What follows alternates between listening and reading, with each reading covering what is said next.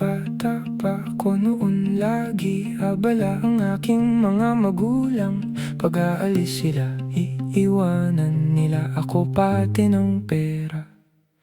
Kaya nasanay ako na hindi pinaghihirapan ng pera. Kaya nang una kong laro, madalas ako nanalo. Ang sabi, tapos nang nag-graduation ako, wala ang presensya ng aking ama't ina. Kaya feelings ko sa loob-loob ko, durog na durog ako ang puso ko. Naglumalaki na ako, ganun walang pagbabago, ang nagbago lang ay ako. Kaya sumakay ako, ang sabi ko sa manong, please dyan lang po ako sa kanto. Tut tut tut tut tut tut tut tut tut tut tut.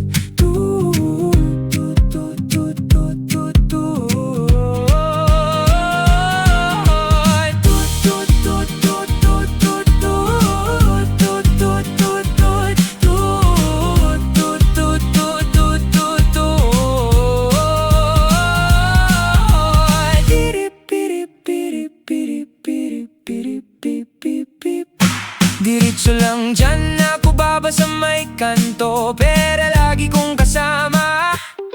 Pera ang best friend ko, pera ang nang save sa akin sa kalungkutan sa buhay ko. Save myself. Tut tut tut tut tut tut tut tut tut tut tut tut tut tut tut.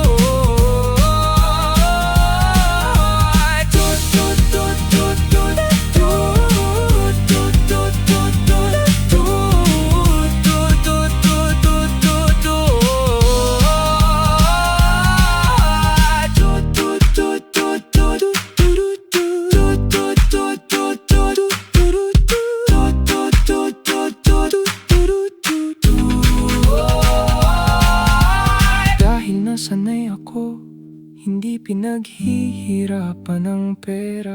Kung kaya waldasin ko siya, ganun na lang kasi para bang may hinahanap ako. Parang hindi mo basta alam sa sarili ko, may kulang huli nga nang napangtanto ko na pang aaruga at pang mamahal, yun ang hinahanap ko. Kaya sa pera ko binali ng pag-ibig ko, ngayon matanda na ko dahil sa kalungkutan ko at walang bonding ng family ko. Kaya ito mang isa ako kapiling ng pera ko. Hindi na ko sanay ng walang pera, kailangan may pera madam. Kasi nasanay sa easy money at yun ang hindi maganda, na sinanay nila ng easy. Hindi ko pinaghihirapan, ngayon konti hirap lang. Aayaw na ako, gusto tuloy easy money na one time, big time.